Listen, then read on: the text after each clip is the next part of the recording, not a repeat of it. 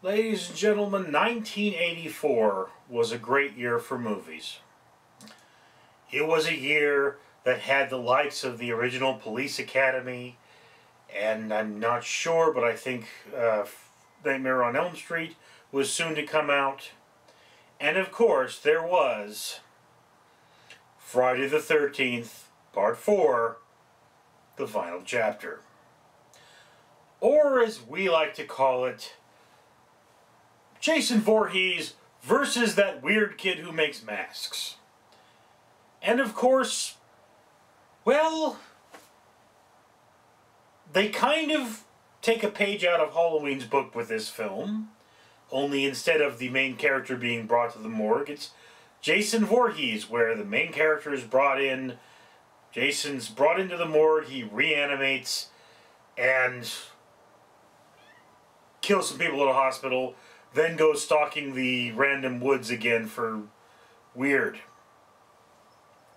that he's just going to this area and someone's hunting him, and there's this kid with yes, it almost feels like this was again a completely different horror film that Jason was inserted to, but it's not a bad horror film, it's just a horror film. And one of the things about this movie, I mean, you get the point. Jason Voorhees, finally in his hockey mask, going around killing campers. But here is the thing about this movie, is that they said, oh, you like nudity? Okay, we're going to jam so much nudity into this movie that you can hardly stand it. And whereas appreciated, let me explain something to you about horror movies and nudity. You need to separate nudity and nakedness in horror movies.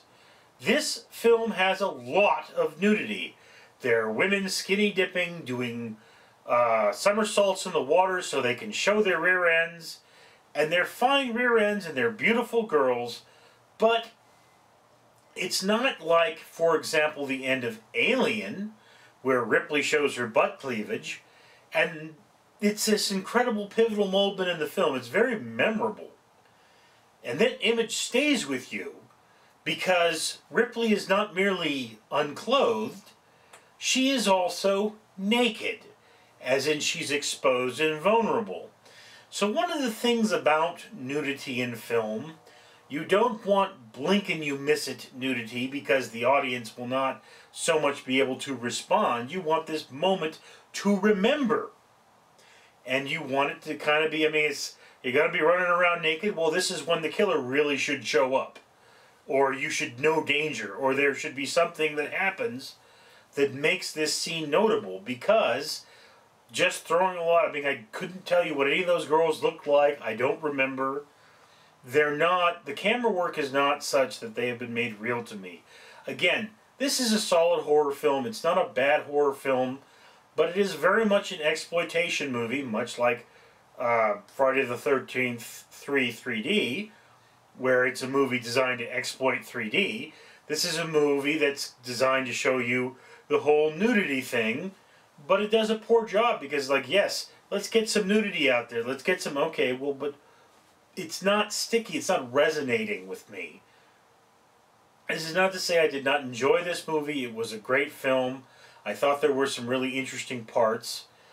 I enjoyed it, but I'm just making that criticism that this film would have been so much better if they could have made the nudity more of a plot point, more of something that made sense. I mean, a lot of people say that the Ripley scene from the end of Alien was gratuitous and pointless. No. This is Ripley. She's finally in her safe zone. She's getting ready for bed. She's in the safest point you could possibly be. I mean, safe in your bed is something we say. Alien comes out. Now she's in danger. So here you have people skinny dipping. These are people comfortable with their body. These are people who are not afraid. These are people who are not vulnerable. So it's a different dynamic. I mean, not to say that, hey, look, I get lonely. I like to see a beautiful woman every now and again. Not to say that it ain't true.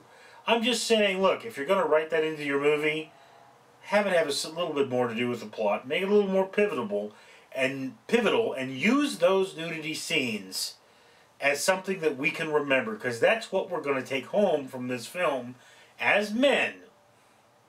is that one thing. And again, like I say, I think I've seen this movie before. I'm not sure, but I can tell you what I remember from this film is Corey Feldman, because he was in Goonies. Loved him in that.